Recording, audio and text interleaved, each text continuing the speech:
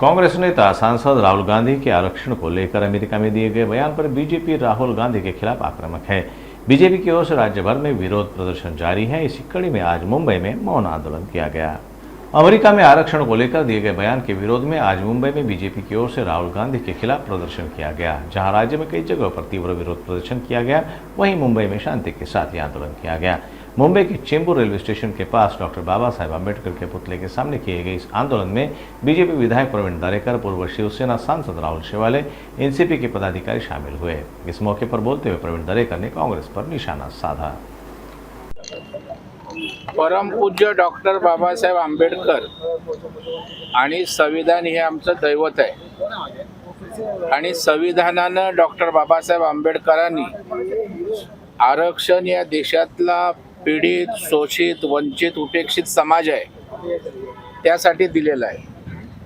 आणि खरं म्हणजे असं असताना राहुल गांधींनी आरक्षण मी स्क्रॅप करेन, रद्द करू अशा प्रकारची भूमिका घेणं म्हणजे आरक्षणाच्या विरोधी असल्याचं त्यांनी पुन्हा एकदा सिद्ध केलंय।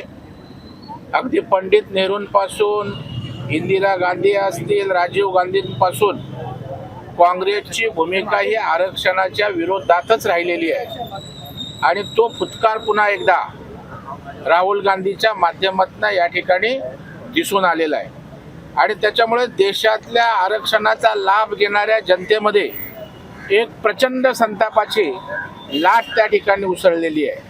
आणि म्हणून आज भारतीय जनता पार्टीच्या वतीनं, आमच्या महायुतीच्या वतीनं आज सगळीकडे त्या ठिकाणी आंदोलन केलं जात आहे आणि तशाच प्रकारे या ठिकाणी हा आरक्षण लाभार्थ्यांचा आवाज उठवण्यासाठी, आरक्षणाच्या विरोधात घेतलेल्या भूमिकेचा निषेध करण्यासाठी, धिक्कार करण्यासाठी आज चेंबूरला परमपूज्य डॉक्टर बाबासाहेब आंबेडकरांच्या पुतळ्यासमोर आम्ही मूक आंदोलन या ठिकाणी केलं आणि या सगळ्या भावना, राहुल गांधीच्या विरोधातल्या भावना आपल्या माध्यमातून महाराष्ट्रातील जनतेसमोर, देशातील जनतेसमोर त्या ठिकाणी आम्ही व्यक्त केल्यात।